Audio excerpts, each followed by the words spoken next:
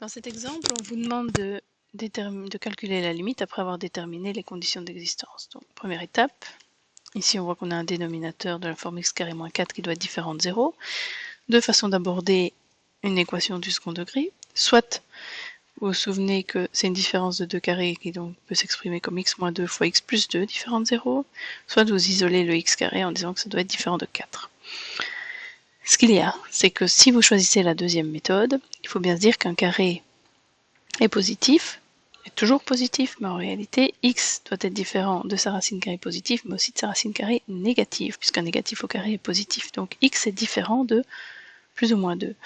Problème que vous rencontrez évidemment pas si vous choisissez de décomposer comme le produit remarquable la différence de 2 carrés, puisque vous avez que x doit être différent de 2 pour le premier, et que x doit être différent de 2 pour le deuxième terme par la règle du produit nul. Quelle que soit la méthode que vous choisissez, vous arrivez donc à un domaine de la forme R privée de plus ou moins 2. Attention que ce n'est pas plus ou moins dans le sens environ 2, c'est bien 2 et moins 2. Donc sur une ligne des réels, vous devez éliminer 2 et moins 2. Ça veut dire que comme on doit calculer la limite en 2, on doit regarder si c'est un point particulier. 2 clairement n'appartient pas au domaine de f, puisqu'il a été rejeté, mais je peux m'en approcher aussi bien par la droite que par la gauche. Donc 2 appartient à l'adhérence du domaine. Donc 2 n'appartient pas au domaine, mais appartient à l'adhérence. Donc la limite en 2, ça a du sens. On va aller voir ce qui se passe quand je m'approche de 2 au niveau des images.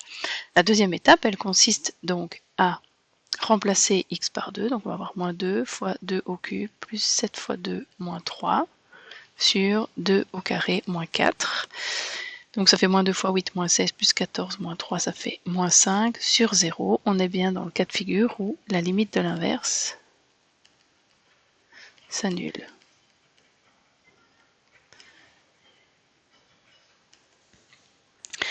Donc la limite de l'inverse s'annule, c'est le cas de figure où on doit réaliser un tableau de signes pour le dénominateur. Alors le dénominateur c'est x carré moins 4.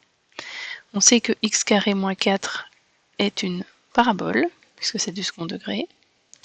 Et on sait que cette parabole, elle est tournée vers le haut.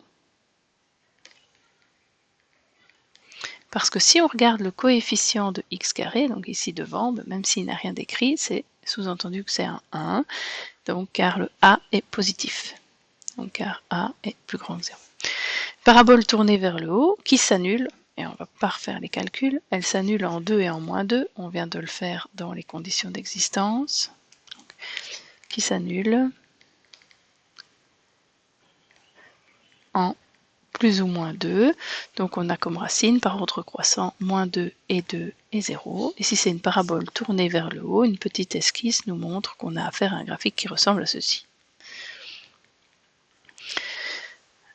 Ce qui veut dire que c'est négatif entre moins 2 et 2, alors que c'est positif avant moins 2 et après 2. Positif sur les extérieurs. De là, je peux alors maintenant voir ce qui se passe en 2, et en réalité, je vais devoir détailler ce qui se passe en 2 moins et en 2 plus. Donc quand je m'approche de 2 par la gauche et par la droite, je vais avoir la limite pour x tendant vers 2 moins de ma fonction. Je vais mettre f de x pour ne pas tout recopier. Et la limite quand x tend vers 2 plus pour cette même fonction f de x. Alors, en 2 moins, on voit qu'on va avoir moins 5 au numérateur, ça ne change pas. Hein, donc on conserve le moins 5 qui était ici, on le recopie. Ça va être la même chose d'ailleurs pour l'autre en dessous. Par contre, là où ça change, c'est que je savais que il y avait une division par 0, mais je dois prendre ce qui s'approche de 2 par la gauche, donc en réalité, je suis ici dans mon tableau de signes, donc c'est 0 moins. Ce qui fait du négatif sur du négatif, ça donne du positif, et on sait que le résultat d'une division par 0, du semblant de division par 0, est toujours un résultat infini. Même chose quand je m'approche de 2 par la droite, donc ici, j'ai donc un 0 plus que je peux lire dans mon tableau, donc 0 plus. J'ai cette fois-ci un négatif divisé par un positif divisé par un positif, ça donne du négatif, avec un résultat infini, puisqu'on a toujours une division par une valeur proche de 0. Les deux résultats ici sont différents, donc la limite à gauche étant différente de la limite à droite, on va tout simplement dire que la limite en 2 n'existe pas. La limite pour x tendant vers 2 de f de x n'existe pas.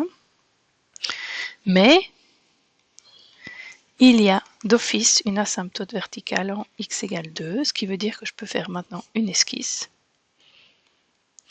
en x égale 2 avec une asymptote verticale, et je sais qu'à gauche, les images, quand je m'approche en venant de la gauche, les images vont vers plus l'infini, alors que quand je m'approche en venant de la droite, les images vont vers moins l'infini.